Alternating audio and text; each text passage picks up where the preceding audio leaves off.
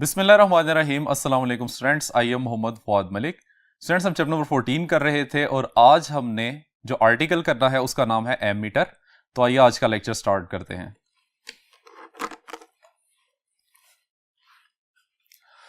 Ji students, this is basically the application of galvanometer. अगर हम इसके नाम के ऊपर गौर करें तो this is basically the short form और इसका कंप्लीट नेम होता है एम्पियर मीटर। Ampere meter. तो स्टूडेंट्स, नाम से ही हमें यह पता चल रहा है कि it is basically an electrical device which is used to measure the current in amperes.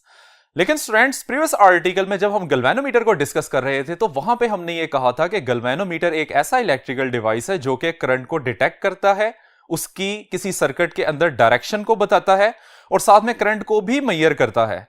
तो गैल्वेनोमीटर के होते हुए हमें एमीटर की क्या जरूरत पड़ गई? तो यही हमारा सबसे पहला क्वेश्चन बनेगा, वाई एमीटर।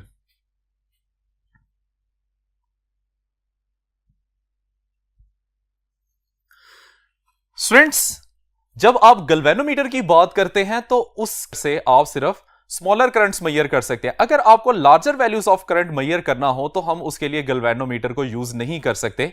यानी कि हम यहां पे लिख सकते हैं कि galvanometer is not suitable for measurements of large currents। यानी कि लार्जर अमाउंट की करंट्स को मेजर करने के लिए आप गैल्वेनोमीटर को यूज नहीं कर सकते। अब गैल्वेनोमीटर को क्यों यूज नहीं किया जाता, ये क्यों सूटेबल नहीं है? तो उसके लिए पहली बात यह है कि गैल्वेनोमीटर के आर्टिकल में आपने एक फार्मूला पढ़ा था जिसमें करंट और डिफ्लेक्शन ऑफ द गैल्वेनोमीटर का डायरेक्ट रिलेशन था। यानी कि पहली बात तो यहां से यह पता चल गई कि ये डायरेक्ट करंट की मेजरमेंट हमें नहीं देता, इसमें हमें डिफ्लेक्शन को देख के उसे एक कांस्टेंट फैक्टर C/BAN से मल्टीप्लाई करना पड़ता है और तब हमारे पास करंट की वैल्यू आती है। तो स्टूडेंट्स, यहां से हमें यह बात पता चलती है कि गैल्वेनोमीटर करंट तो मेजर कर लेता है लेकिन वो हमें डायरेक्ट करंट की वैल्यू नहीं बताता। हमें जो डिफ्लेक्शन उसकी स्क्रीन पे नजर आता है उसको इस फैक्टर से मल्टीप्लाई करना होता है और फिर हमारे पास करंट की वैल्यू आती है। इसके अलावा जो मेजर इशू है वो ये होता है कि द मेजरमेंट रेंज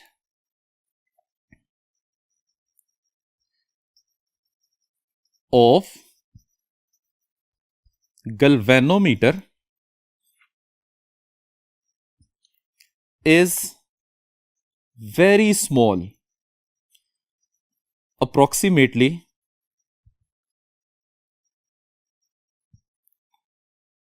मिलीएम्पियर।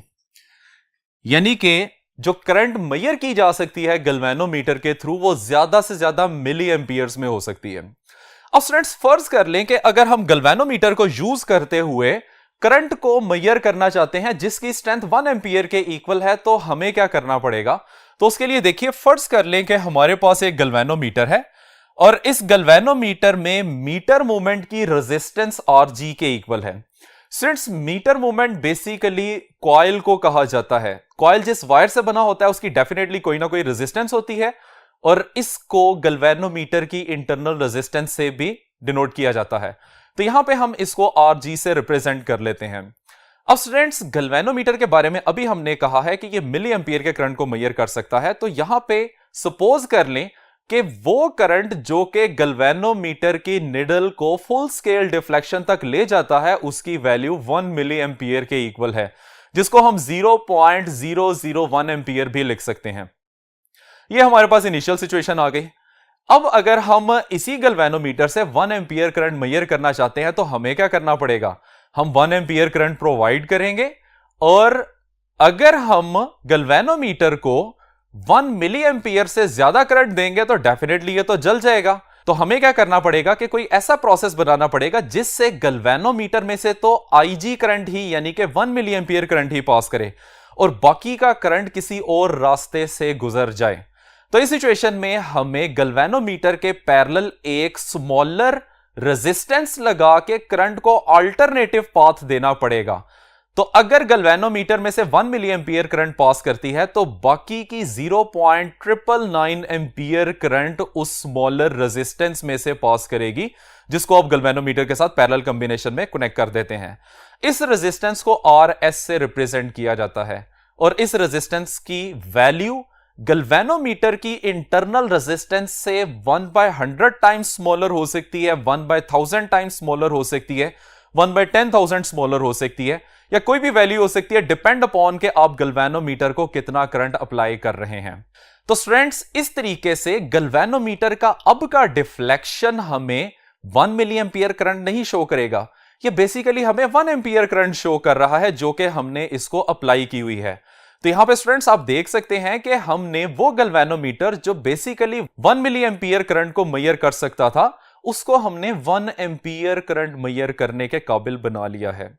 अब स्टूडेंट्स, इसके बाद हमने चूंकि स्केल की कैलिब्रेशन करनी होती है, तो कैलिब्रेशन के लिए आप इसी सेटअप के अंदर 1 एंपियर की जगह पे 0.5 एंपियर का करंट प्रोवाइड करेंगे, जिसकी वजह से गैल्वेनोमीटर से भी अब 0.5 मिली एंपियर का करंट पास करेगा और रिमेनिंग 0.4995 एंपियर करंट इस शंट रेजिस्टेंस में से या पैरेलल रेजिस्टेंस में से पास करेगा।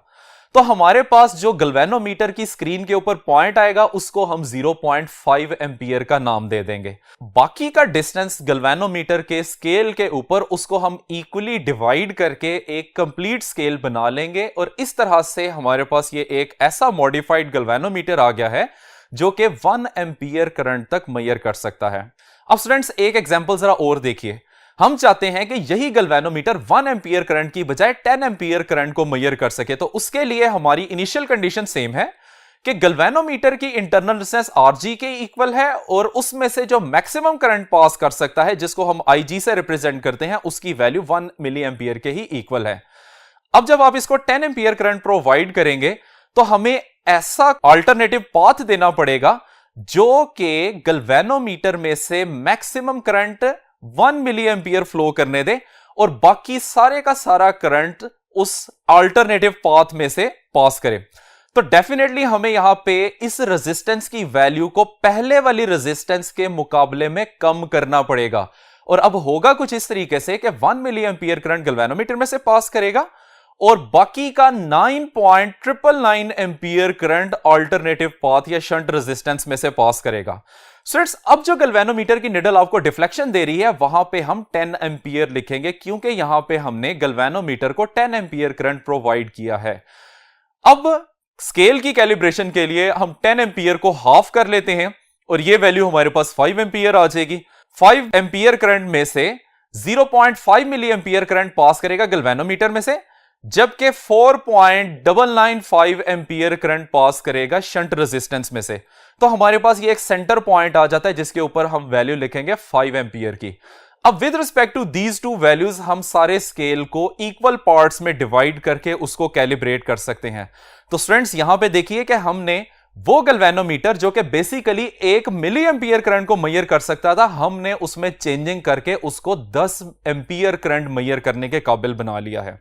तो स्टूडेंट्स, अगर हम इस सारी डिस्कशन को कंक्लूड करते हैं तो हमें क्या पता चला कि ammeter is basically a modified galvanometer और मॉडिफिकेशन उसमें क्या की जाती है कि एक सुटेबल लो रेजिस्टेंस को गैल्वेनोमीटर के साथ पैरेलली कंबाइन किया जाता है, जिसकी वजह से गैल्वेनोमीटर, वही galvanometer larger values of current measure करने के काबिल हो जाता है।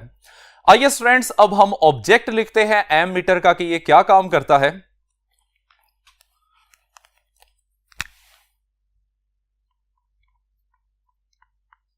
Object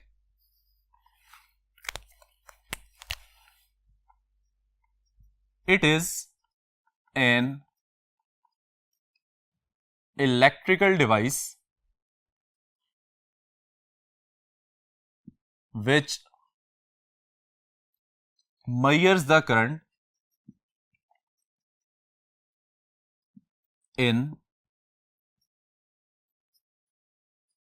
amperes. ये एक ऐसा इलेक्ट्रिकल डिवाइस है जो कि करंट को एम्पियर्स में मेजर करता है। अब इसको हम किस तरीके से लिख सकते हैं बेसिकली एक एमीटर कंबिनेशन होता है एक अदद गैल्वेनोमीटर का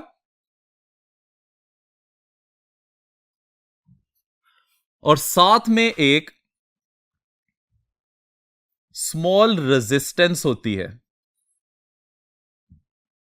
which is connected in parallel with galvanometer। और इन दोनों के कंबिनेशन को हम क्या नाम देते हैं? एमीटर का नाम देते हैं। जी स्टूडेंट्स, अब हम इसकी कन्वर्जन देखते हैं।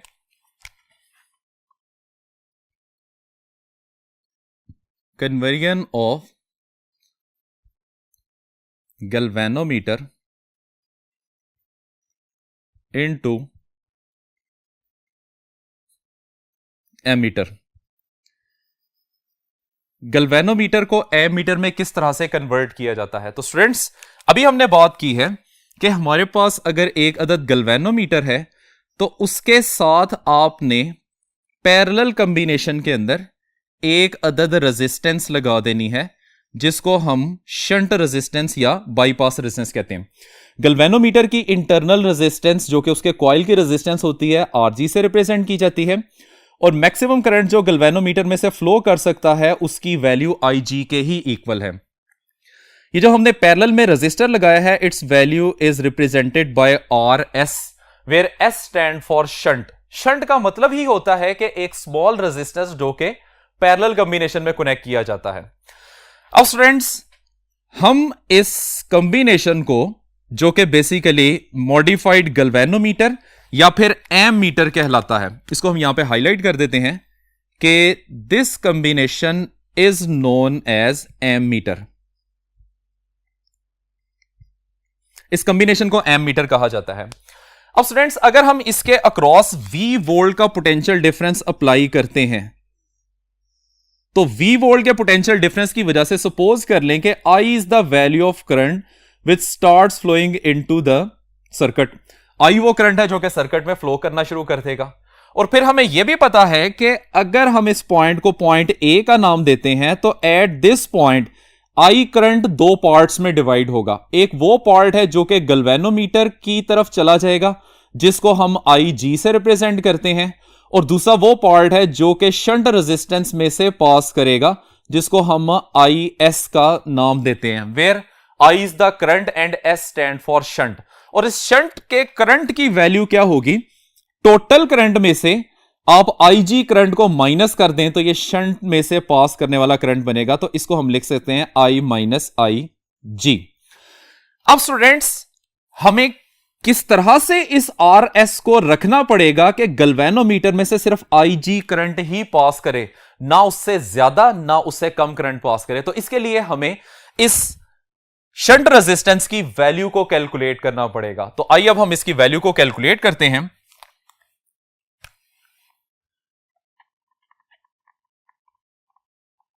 Calculation of shunt resistance RS।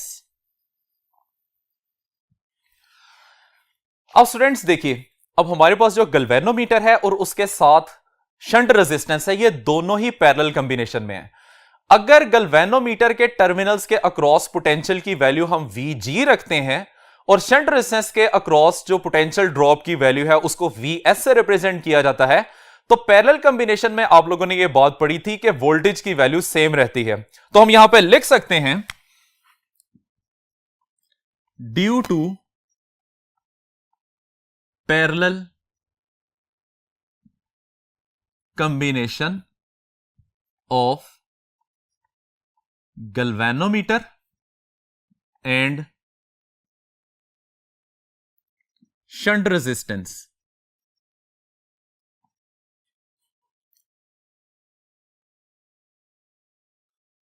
potential of galvanometer must be equal to potential of the shunt resistance। अब स्टूडेंट्स, यहां पे हमने यूज करना है ओहम्स लॉ को बाय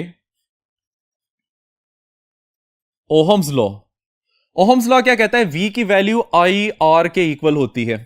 तो यहां पे गैल्वेनोमीटर का पोटेंशियल ड्रॉप है तो उसके क्रॉस फ्लो करने वाला करंट IG और गैल्वेनोमीटर की रेजिस्टेंस RG। इसी तरीके से ये शंट का पोटेंशियल है तो शंट का करंट IS और शंट की रेजिस्टेंस RS आ जाएगा, जहां पे हमने इसी RS फैक्टर की वैल्यू को कैलकुलेट करना है।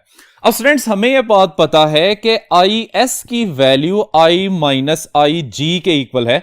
ये वैल्यू हम यहां पे पुट करेंगे तो हमारे पास वैल्यू इस तरह से आ जाएगी, IG RG is equal to I minus IG into RS।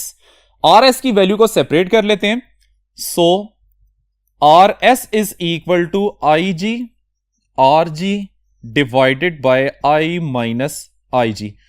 ये हमारे पास एक रिलेशन बन जाएगा जिसकी वजह से आप सर्टन अमाउंट ऑफ करंट जितने के मेजरमेंट के लिए आपने गैल्वेनोमीटर को एमीटर के अंदर कन्वर्ट करना है, जिसको बेसिकली रेंज भी कहा जाता है।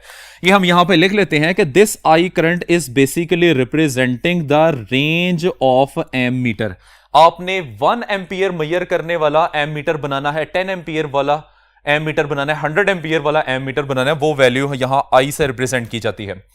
अब स्टूडेंट्स ये जो शंट रेजिस्टेंस हमने यहां पे यूज की है, इसकी इतनी माइनर रेजिस्टेंस जनरेट होती है जो कि एक कॉपर की वायर के स्मॉल पोर्शन से ही हम हासिल कर लेते हैं।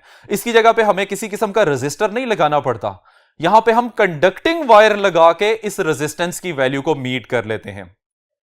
अब स्टूडेंट्स अगर हम देखें यहां पे इस रिलेशन से हमें यह बात पता चल रही है कि शंट रेजिस्टेंस का रेंज के साथ इनवर्स रिलेशन है। तो ये आपने याद रखना है कि shunt resistance is directly proportional to range of ammeter.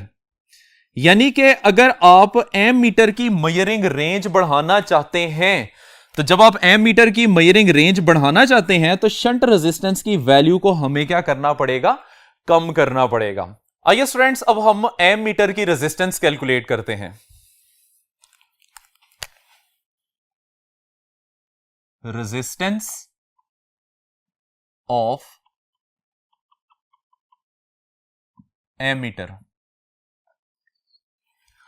अब स्टूडेंट्स एमीटर के बारे में अभी हमने कहा है कि it is basically the parallel combination of galvanometer and a suitable small shunt resistance. तो इसका मतलब यह है कि यहां पे गैल्वेनोमीटर की रेजिस्टेंस RG और शंट रेजिस्टेंस RS दोनों पैरेलल कॉम्बिनेशन में है, और दो पैरेलल रेजिस्टर्स के लिए फॉर्मूला हमने पढ़ा हुआ है तो वो हम यहां पे यूज करते हैं।